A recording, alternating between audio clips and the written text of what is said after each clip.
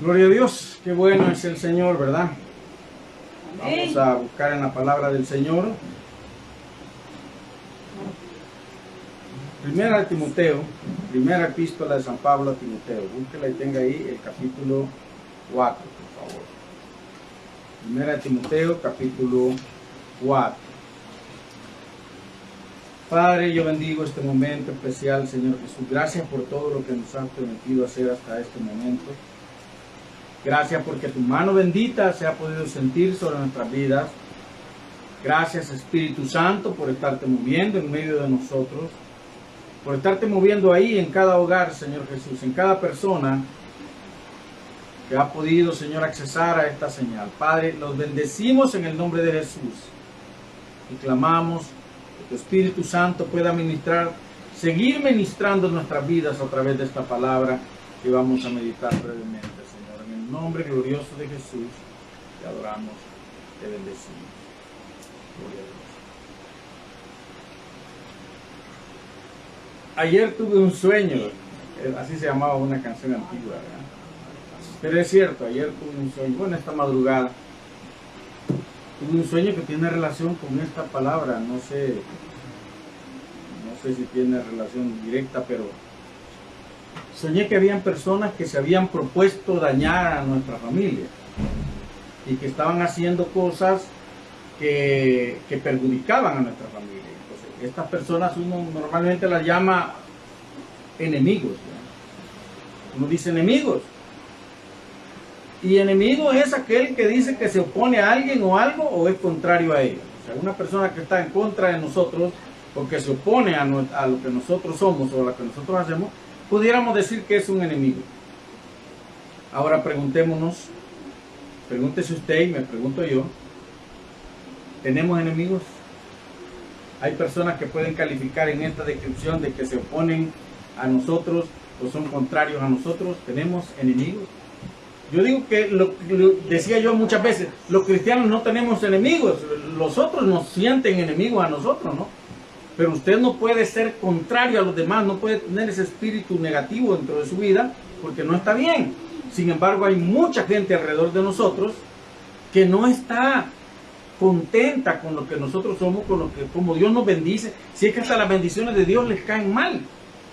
Cuando Dios lo bendice, cuando Dios me bendice, se sienten mal. Entonces pudiéramos decir en algún momento que esos son enemigos hacia nosotros. Jesús tenía muchos enemigos. Y pudiéramos pensar, pero si yo soy tan bueno, si yo soy tan buena persona, si yo no ando haciéndole daño a nadie, ¿cómo es que pueda tener enemigos? Jesús tuvo muchos enemigos. Mucha gente se oponía a él. Y se oponían precisamente porque hacía lo correcto, porque hacía lo bueno, porque no se dejaba llevar por las aspiraciones de otros, sino que él venía a cumplir, según él mismo lo testificaba, la palabra de Dios. Entonces tuvo muchos enemigos, donde quiera que iba encontraba gente que le aplaudía, que lo recibían. Este día en el mundo entero mucha gente celebra el acontecimiento de cuando Jesús entra a Jerusalén en la última semana. Y mucha gente ahí lo aplaudía. Pero horas después, o días después, mucha gente gritaba, crucifica. Enemigos, gente que no habían recibido ninguna cosa mala de Jesús, pero que se oponían a él, que no estaban de acuerdo con lo que él hacía, con lo que él enseñaba. Enemigos de Jesús. Piense ahora quién es su enemigo. Póngale nombre y apellido. Piense usted, las personas que están alrededor suyo, ¿a quién pudiera usted considerar que está en contra suya o que en algún momento tiene el deseo de que le vaya mal, de hacerle mal? Tenemos que ser muy buenas personas para decir, no, toda la gente alrededor mío es buena persona, porque hay mucha gente que aunque lo aparenta, está queriendo hacer, y bajo de agua, como decimos nosotros, hace cosas que nos dañan. Veamos qué dice la Biblia, ¿verdad? Hay enemigos, yo digo que tengo enemigos gratuitos. O sea, no he hecho nada para que sean enemigos míos, pero de repente se establecieron como enemigos míos. Y recuerdo ahora, algo que quizás ya he contado. Sí, ya lo he contado. Estudiaba en la universidad una materia que se llamaba producción de televisión. Yo dije, esta materia la voy a pasar fácil. trabajo en televisión, la voy a pasar fácil, ¿no?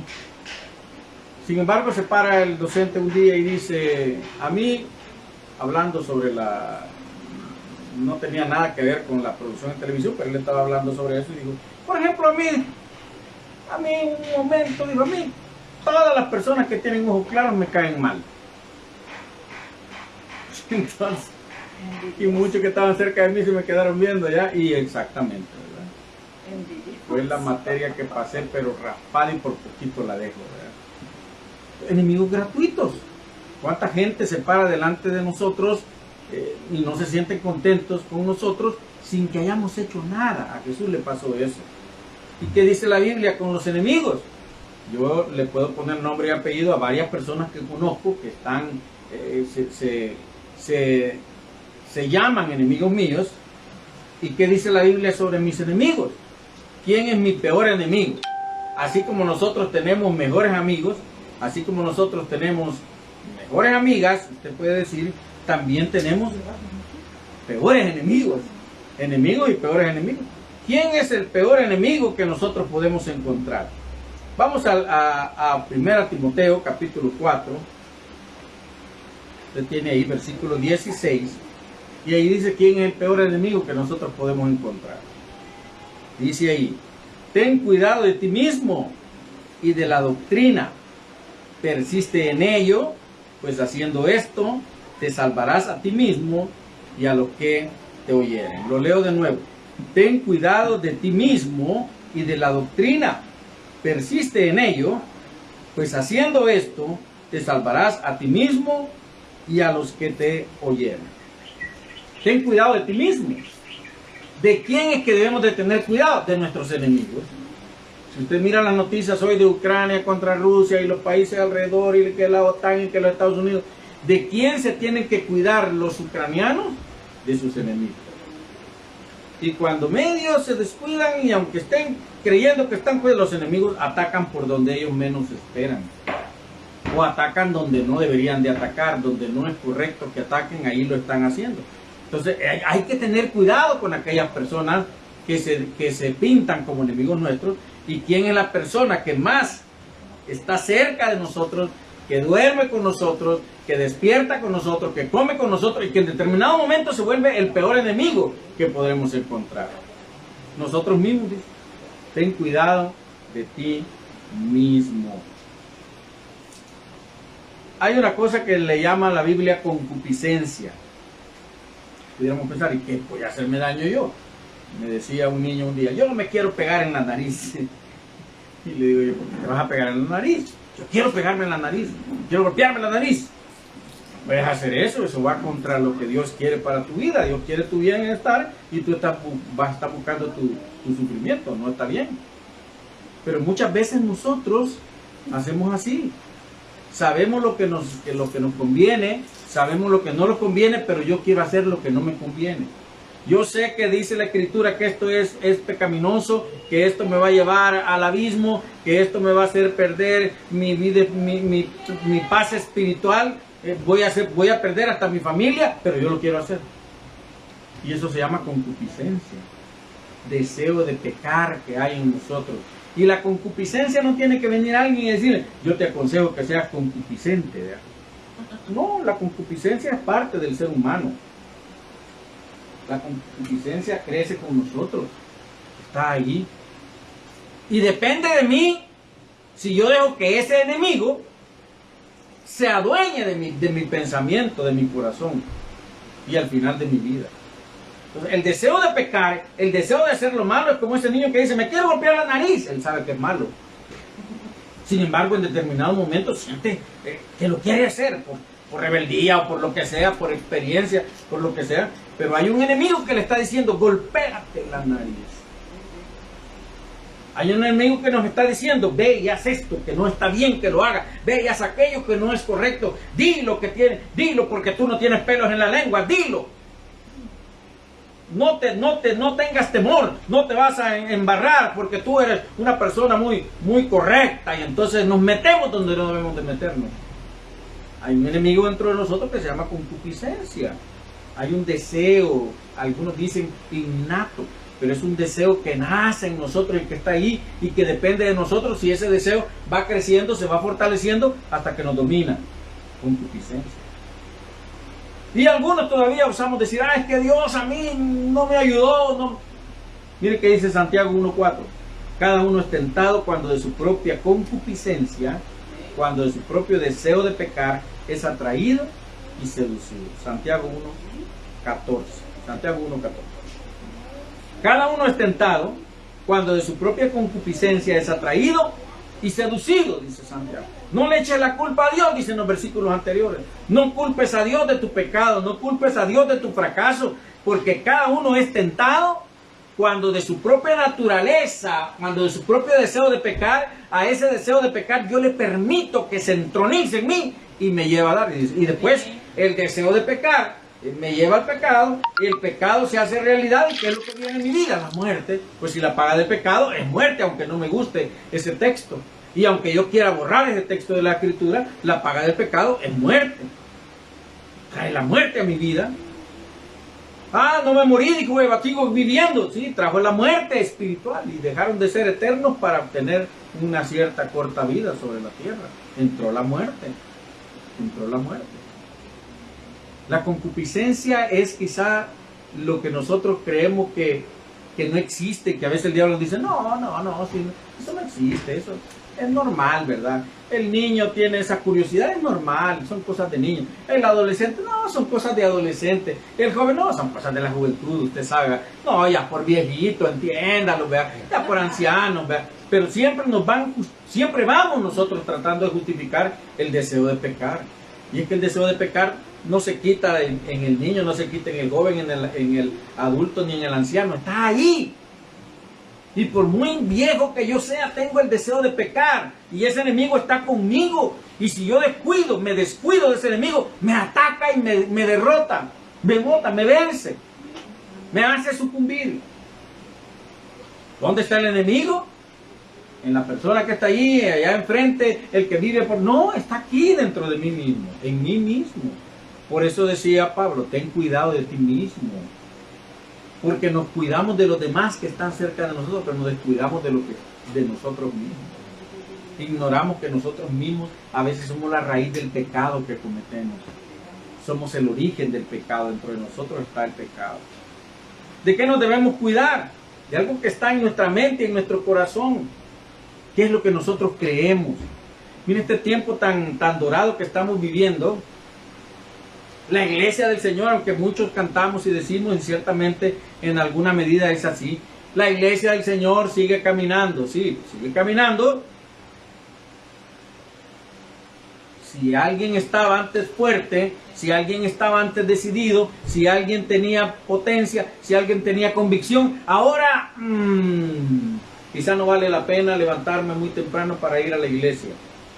Puedo ir, pero mejor me quedo. Y entonces en los dispositivos electrónicos dicen, fulano de tal está viendo cuánto tiempo vio. ¿Cuánto tiempo vio?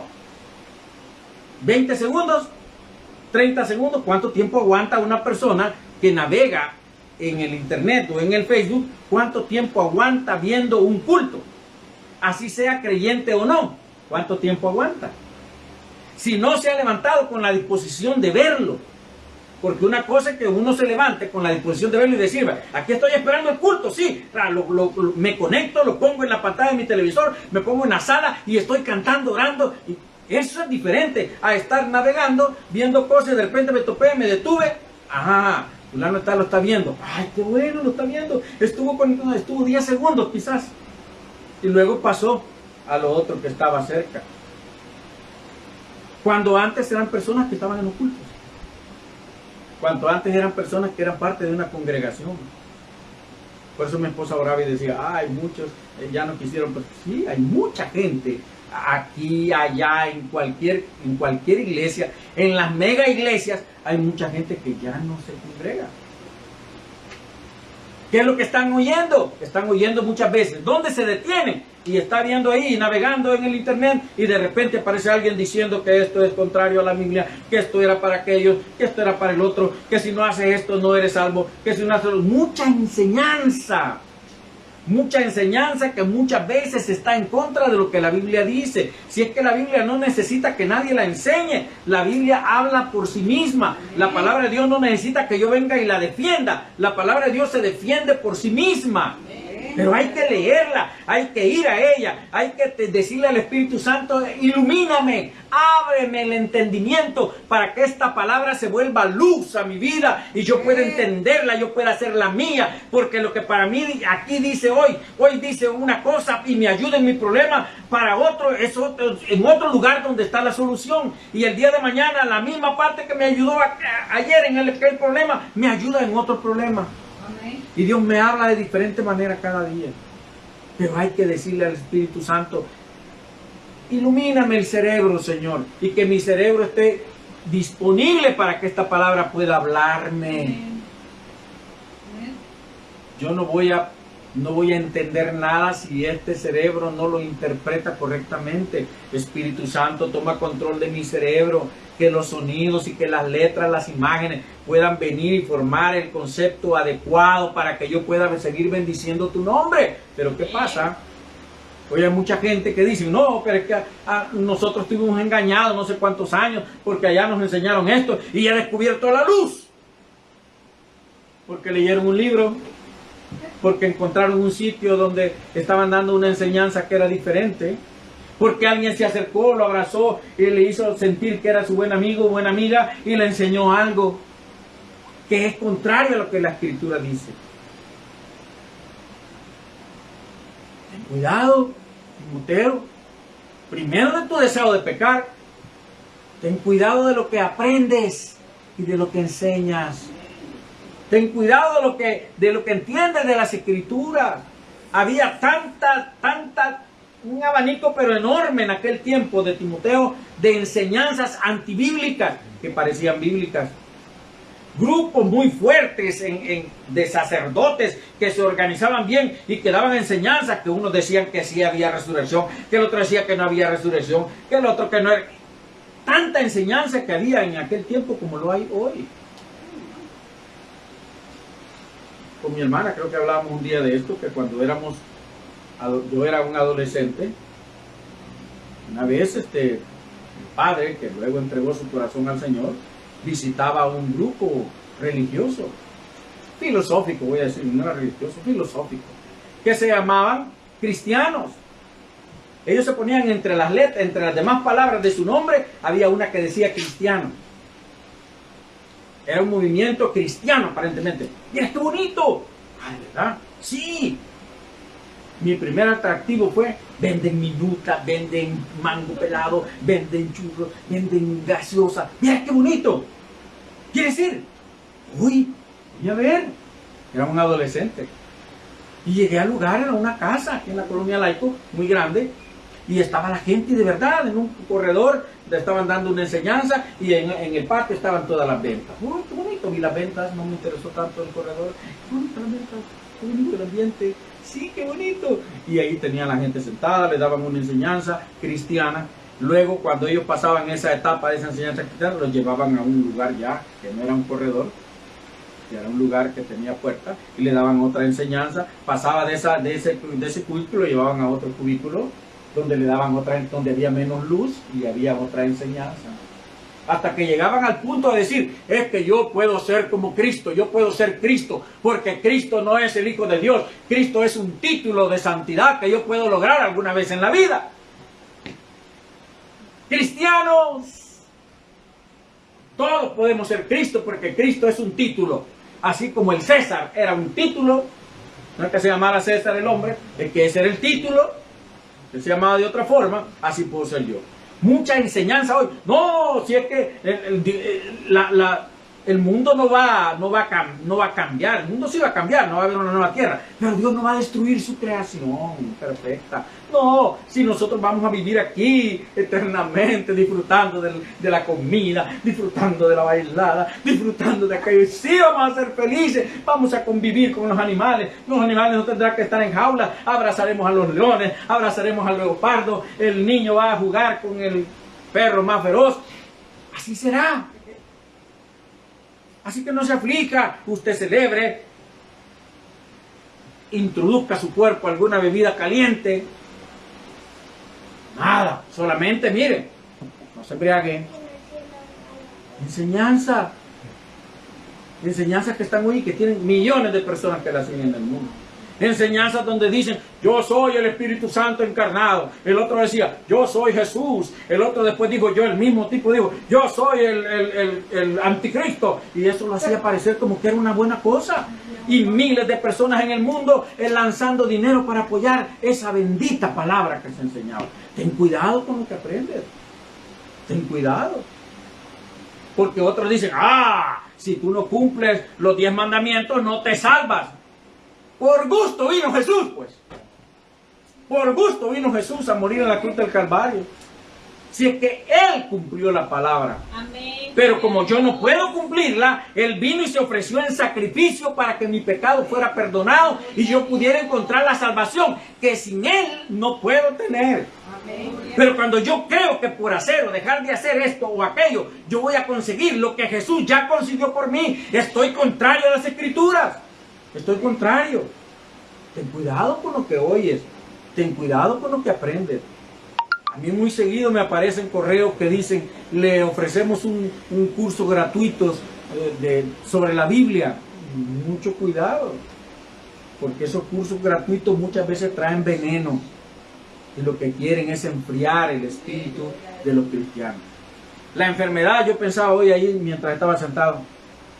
El COVID, gracias a Dios, no vino a matar a millones de cristianos, ni siquiera los ha tocado. A mí no me llegó, no me ha llegado ni me va a llegar.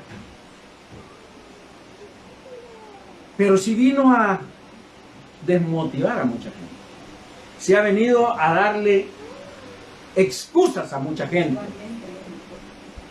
Los ha deprimido espiritualmente, los ha frenado espiritualmente. Los ha hecho desganados espiritualmente.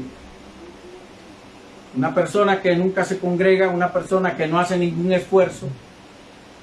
Por eso yo siempre digo, qué tremenda que dicen algunos, no todo tiempo pasado fue mejor.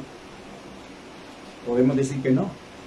Pero mire qué admirable era cuando la gente no había muchos buses que circulaban y la gente que tenía vehículo era nadie prácticamente. Y uno caminaba en las calles y un carro caminaba por el boulevard del ejército y los carros pasaban cada 5 minutos y los buses pasaban una vez cada 20 minutos. No era lo que es ahora. Hay tantas formas de movilizarse de un lugar a otro. Sin embargo, la iglesia no es la motivación más grande. No es la motivación más grande. Antes la gente viajaba, pasaba ríos, subía montañas, bajaba abismos, se cargaba por bejucos, según me han contado algunas personas, para llegar a sus cultos. Y pasaban todo el día en la iglesia, todo el día cantando, celebrando, adorando al Señor. El tiempo moderno hace que tengamos que tener los predicadores un reloj enfrente para que no nos pasemos de la hora. Y cuando el reloj está detrás del predicador, toda la gente está, ¿y a qué hora va a terminar? ¿Y a qué hora va a terminar? Ya es tarde, ya es hora de almorzar, me deje el bus. Y sabe que hay iglesias donde el pastor apenas comienza a orar por el mensaje que acaba de dar y para hacer el momento, y la cantidad de gente va para afuera. Empiezan y se levantan y empiezan a salir y todos van corriendo por la desesperación, la angustia. Y digo, ¡wow! ¡Qué cosa más impresionante! Y eso se ha multiplicado en este tiempo. Porque hoy con el pretexto de que no me puedo contaminar, que allí quedamos sentados muy cerca y que se me va a pasar el virus. Este virus ya se murió. Si es que son otros virus los que andan por ahí que nos pueden enfermar. Y está bien seguir usando la mascarilla, es una protección. Tener los mismos cuidados, lavarse las manos, echarse alcohol gel, guardar la distancia si usted no conoce a la persona, es correcto. En otras culturas lo hacen. En otras culturas se quitan los zapatos antes de entrar a la casa y se ponen unas pantuflas para andar adentro de la casa. No meten el zapato que ha pateado toda la calle en el día. No lo meten a la casa, lo dejan ahí afuera. Ellos tienen otras ideas, ¿verdad? creen que van a llevar a contaminación espiritual a su casa y que los malos espíritus se van a meter, entonces los dejan ahí en la puerta. Pero son costumbres saludables, físicamente saludables. Pero los cristianos aún nos hemos frenado. Tengamos cuidado con lo que oímos. Tengamos cuidado de nosotros mismos, dice Pablo. Ten cuidado de ti mismo. Ten cuidado de cómo estás creciendo espiritualmente. Ten cuidado de qué es lo que estás oyendo espiritualmente. Ten cuidado a quién escuchas. Ten cuidado a quién le hablas. Ten cuidado con quién te reúnes, con quién haces tus grupos, ya sea de estudio, de trabajo, de paseo. Yo siempre he dicho, esto no es novedoso. La emoción que sentimos cuando vamos a salir a pasear no es la misma emoción que sentimos cuando vamos a venir al culto. No es la misma. Vamos a ir a la playa, vamos a estarnos 3, 4 días. ¿Cómo no? Y empezamos a preparar desde días antes lo que vamos a llevar para que no nos olvide nada. Cuando vamos al culto no encontramos la Biblia porque la andamos buscando el mismo día que la vamos a ocupar. No encontramos la ropa adecuada, que no tengo, y empieza la crisis y salimos de casa peleando y para llegar al culto a celebrar al Señor. Y en el culto estamos desesperados, que ¿por qué no se termina ya? Y cuando andamos en un paseo queremos que el tiempo sea infinito. Y nos quedamos hasta que el sol se pone para tomarle la foto.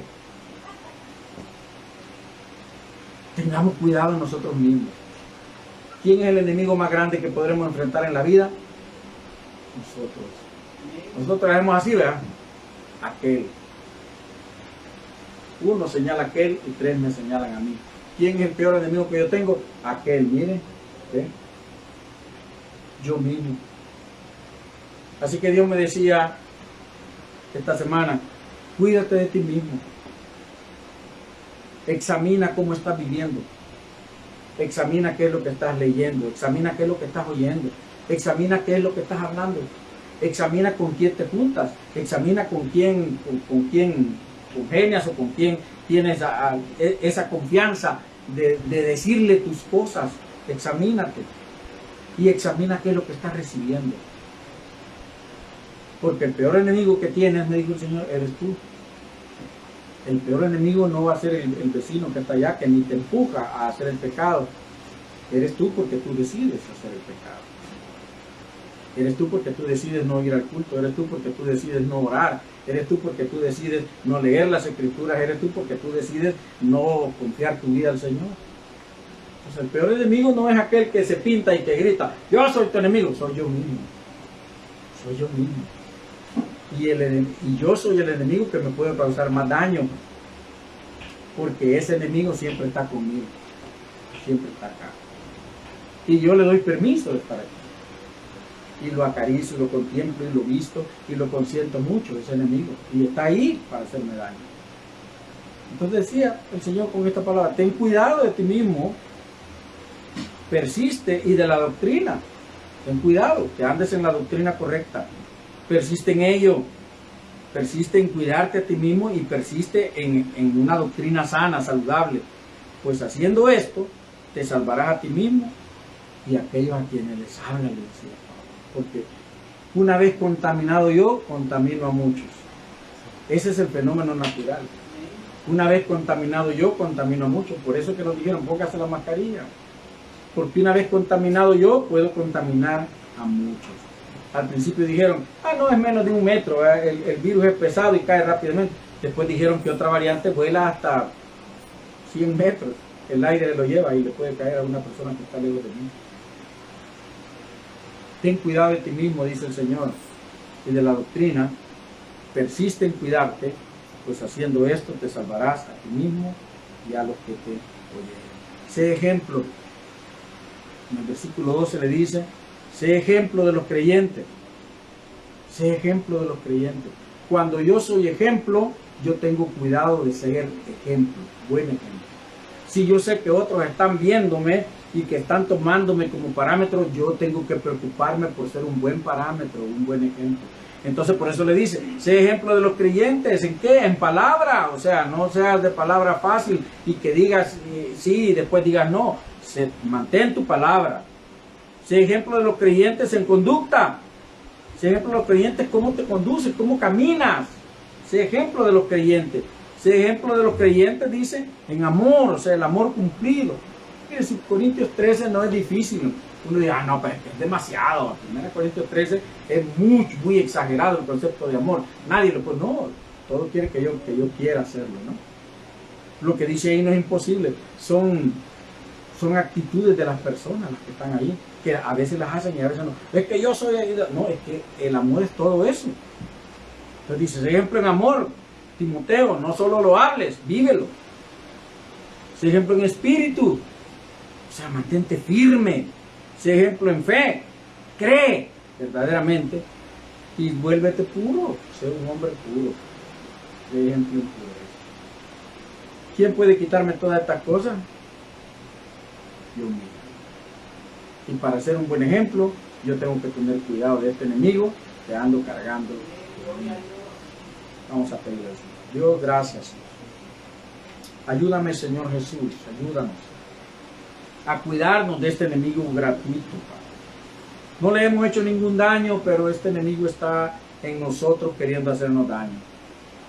Ayúdanos a reconocer cuando este enemigo nos está pidiendo que hagamos cosas que no convienen, cuando este enemigo quiere empujarnos a hacer cosas que no te agradan, cuando este enemigo nos aconseje, Señor, cosas que no son buenas para mí y que no honran tu nombre. Ayúdame a ser ejemplo de los demás. Ayúdame, Señor, a reconocer que tu palabra es verdad y está en la palabra. Cuando alguien quiere poner a la par de tu palabra otro libro, otro texto, está mal. Tu palabra es una, Señor. Y no puedo poner en tela de juicio ninguna palabra que esté escrita en este libro, porque entonces estoy mal. Cuando alguien pone en tela de juicio lo que está aquí, anda mal, Señor, y está enseñando mal. Tú viniste a cumplir esta palabra, a vivirla, Señor, y a pagar el precio de nuestra salvación, y eso no va a cambiar jamás. Y eso es suficiente para poder presentarme delante de ti, delante de Dios Padre, justificado. Ayúdame, Señor, a reconocer a este enemigo y a cuidarme de este enemigo que viaja conmigo, que duerme conmigo, que come conmigo, que va a los lugares donde yo voy y por tanto tiene oportunidad de incitarme a hacer cosas que no son correctas. Ayúdame, Señor Jesús, a sujetar este deseo de concupiscencia que hay en mi vida, Señor, y a poder vencer cada día, a poder acostarme en la noche dándote gracias por la victoria y a levantarme cada día dándote gracias por lo que harás durante el día en mi vida, Señor. Te alabo y te bendigo, Jesús, en el nombre glorioso de tu Hijo amado, Padre eterno. Gracias, Señor. Amén. Amén.